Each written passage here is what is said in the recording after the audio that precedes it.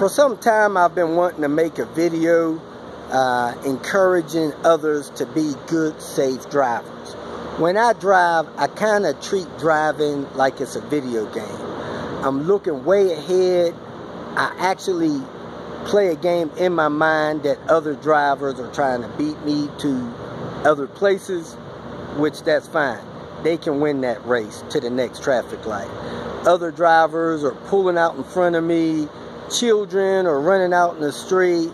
I got all these things going on in my mind, and that helps me be a defensive driver. That is something that you really want to be. You really want to be a defensive driver. You don't want to let somebody run into your car. You don't need that delay and hassle and hoping somebody else has insurance. You don't want to take that chance.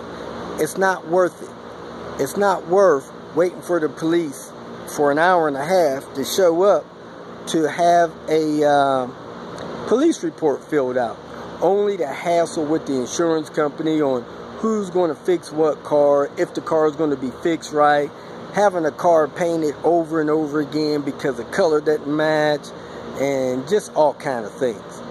As far as I can remember, I had one super minor fender bender with another vehicle where somebody took off from an intersection, a yield. I looked over my left shoulder to see if it was clear for me. I let my foot off the brake. When I turned and looked back, that person had actually stopped their vehicle when they had totally clearance to go. I hit my brakes, bumped the back of their vehicle. Man, we waited an hour for the police to show up. They filed a claim, you know, busted my headlight, damaged my vehicle. Just a simple little fender bender, which could have been avoided if those people would have went on when they had the right of way. I don't know if it was a trap that they set for me or not. Some people do that kind of thing. The point is, I practice being super defensive, and I don't like to take chances when I'm driving. Being the safe driver that I am, I had a minor fender bender, and it is a total hassle. So if you take heed to these tips, you can possibly avoid having an accident. It's tough out there driving, especially how distracted and crazy people drive these days. So I hope these tips help you. Number 10, make sure your vehicle is ready for the road. This is actually a safety tip. Below in the comments of this video, you'll see a link to a video called the monthly maintenance check.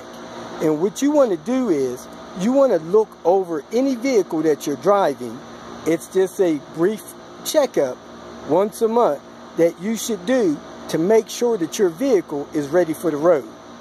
Having a blowout while you're driving, or a coolant mishap or something like that, no brake lights, turn signals not working, those things cause distractions on the road and can cause accidents. So do a quick maintenance check of your car once a month so that you can make sure that your vehicle makes it from your destination A to B.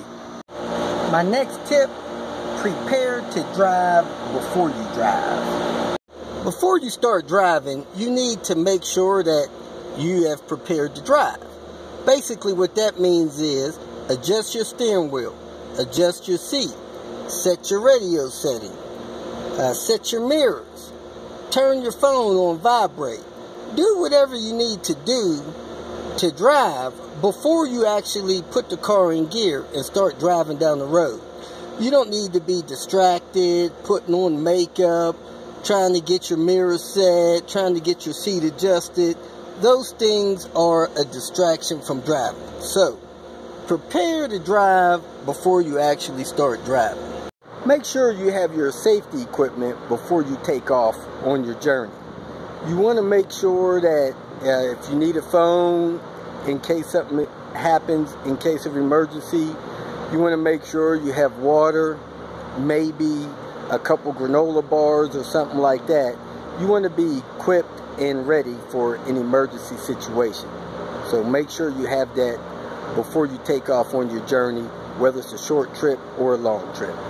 Number 7, make sure you have all the equipment you need to change a tire in the event that you have a flat.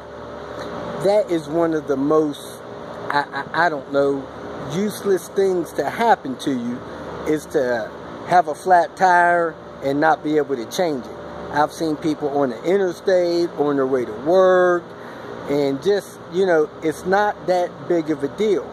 If you have your spare tire in your jack and your tire change tools, you can change a tire in 5 or 10 minutes. That, unfortunately, in some cases may be a life or death situation. I've seen a lot of different strange shows where they think the person had a flat tire and ended up having a bad experience with some stranger. Just make sure that the car that you're driving has a spare tire. Don't leave that up to the person that drove it before you. You want to take that responsibility for yourself. Number 6, you want to have an emergency plan. If something happens, what will you do in case of emergency? Who will you call? Having AAA may not be a bad idea. You also want to make sure that your insurance has a towing reimbursement rider on it. Those things are simple to do and simple to put in place. If you're going on a long journey, make sure that somebody that you know, trust, and love knows that you're on this journey, and if something happens, you can easily get in touch with them to let them know that you're having some kind of trouble. So, make sure you have an emergency plan. Number 5, don't be in a hurry. I have no idea why people do this, but they get into these hurries and they're speeding from one location to another. I had this 18-mile trip from my home to my office, and I timed myself getting there as quick as I can, and then I timed myself actually taking my time and going less than the speed limit. On that 18-mile journey, it was only a 2-minute difference of driving like a maniac and driving like somebody that was trying to be a little reserved in their practices. I would call it driving like an old lady. At any rate, you don't want to be in a hurry and rush around, especially if you're around town. You really don't save any time by driving like a maniac. Number 4, don't engage in road rage or play chicken with other vehicles. That stimulates road rage. Now, I don't know if you know this or not, but some studies have shown that 1 out of 4 adults are impaired by some kind of substances. Whether it's illegal drugs, alcohol, marijuana, or prescription drugs, 1 out of 4 adults are impaired. You don't want to engage in road rage with one of them people. When somebody's tailgating me, I actually turn on my flashers and try to signal to them to go around. If they don't go around, I actually pull over and let them go by. You don't want to engage and run into some crazy person that is encountering road rage. It ain't worth it. Don't do it. Don't flip people off.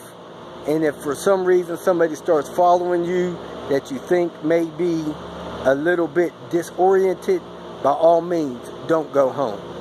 Ride around the block several times, drive to a police station or something like that, or even call 911.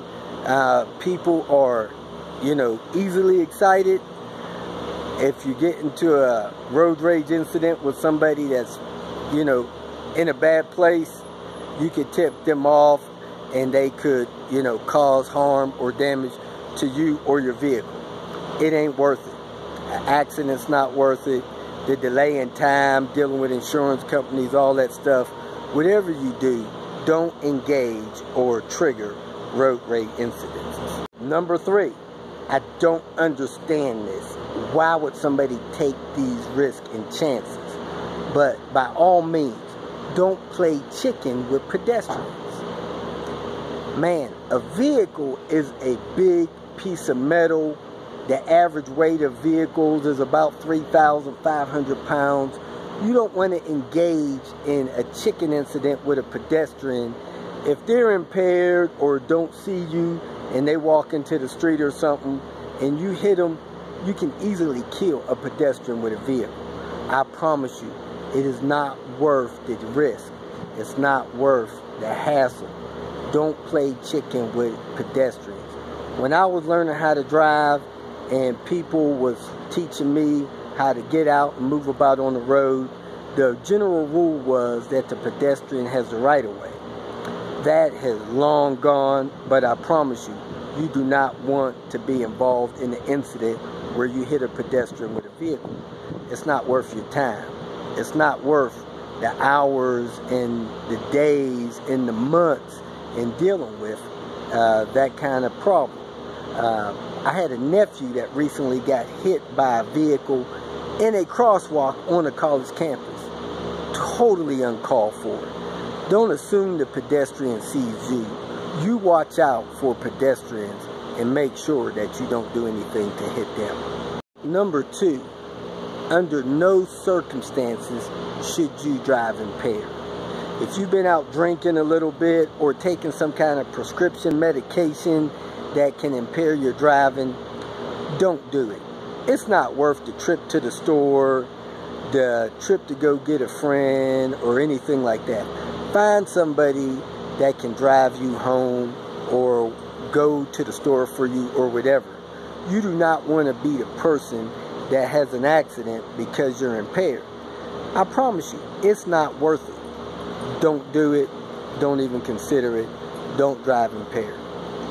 Number 1, last but not least, don't engage in driving distracted. We all know that people are fooling with their phones, looking at emails, looking up websites, looking for people's phone numbers, messing around with their radios, getting dressed, shaving, doing all kind of things while they're out driving on the road.